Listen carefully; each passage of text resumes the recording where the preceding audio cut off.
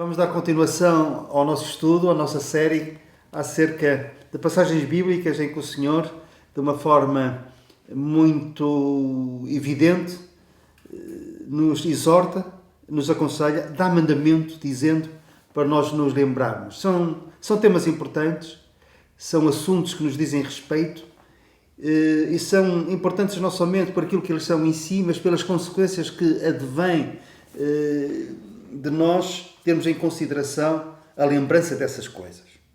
Hoje vamos ler Eclesiastes capítulo 12, versículo 1, que diz assim: lembra-te do teu Criador nos dias da tua juventude. Os dias da juventude. A mocidade, essa época da nossa vida, é uma idade bonita. Viver a nossa mocidade.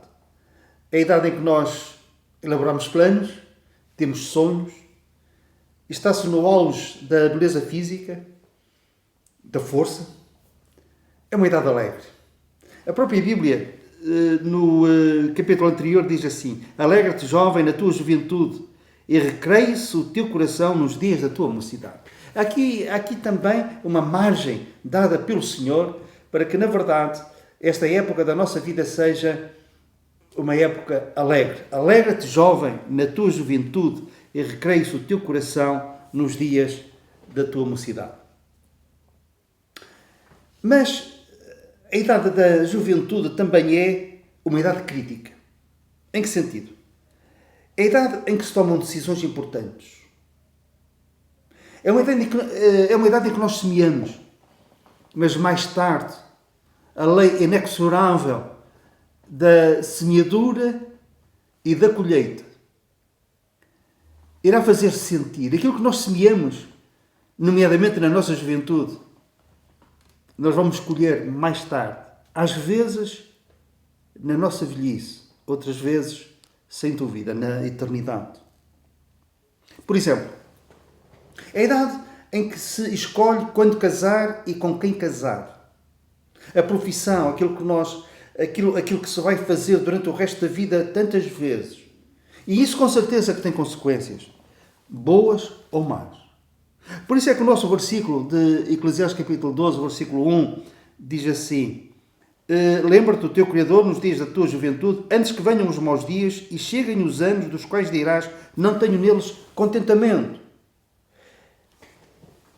Então, nós podemos depender daqui que, mesmo na nossa velhice, o nosso contentamento dependerá, pelo menos em parte, ou pode depender das escolhas que nós fizermos na nossa juventude. Até porque também aquele versículo que eu atrás citei, alegra-te, jovem, na tua juventude, mas o versículo continua e diz: anda pelos caminhos que satisfazem ao teu coração e agradam aos teus olhos. Sabe, porém, que de todas estas coisas Deus te pedirá contas. A lei da sementeira e da colheita. Aquilo que nós fizermos na nossa juventude, vamos ter que dar contas a Deus por causa disso. Há quem se orgulhe dos pecados da sua juventude e se vanglorie desses pecados. Pois bem, só para citar dois homens de Deus que na sua juventude fizeram coisas reprováveis. Apesar de serem homens de Deus e de terem sido perdoados, esses pecados da sua juventude eles nunca mais esqueceram. Por exemplo, David: não te lembres dos meus pecados da minha juventude. O Senhor tinha-se esquecido deles, porque David tinha sido perdoado por eles. Mas o próprio David não se tinha esquecido. E ele repinsa, ele torna a suplicar: não te lembres dos meus pecados da minha juventude. Jó, um outro exemplo. Quando a tempestade se abateu sobre a sua vida, sabem o que é que ele disse? Está no livro de Jó, capítulo 13, o versículo 26 diz assim: pois decretas contra mim coisas amargas e me atribuis as culpas da minha mocidade. Não era por causa disso que ele estava a viver aquela tempestade, mas ele até chegou a pensar que a justificação para aquilo que lhe estava a acontecer de mal era uma consequência dos pecados da sua mocidade. Só para verem como são importantes e como é importante nós nos lembrarmos do nosso Criador nos tempos da nossa mocidade. Para quê? Para que as decisões que nós tomarmos sejam segundo os princípios e os valores cristãos. Sejam tomadas depois de termos consultado o Senhor. E a juventude, a mocidade, esta idade também é crítica por outra razão. Pesquisas relativamente recentes apontam para que ser nesta época da nossa vida que muitos cristãos que foram educados pelos seus pais, frequentaram a escola dominical, aprenderam versículos de cor, cantaram hinos ao Senhor, fizeram profissão de fé inclusivamente, mas chegam à sua mocidade, na idade da sua juventude. Essas pesquisas revelam que cerca de 60%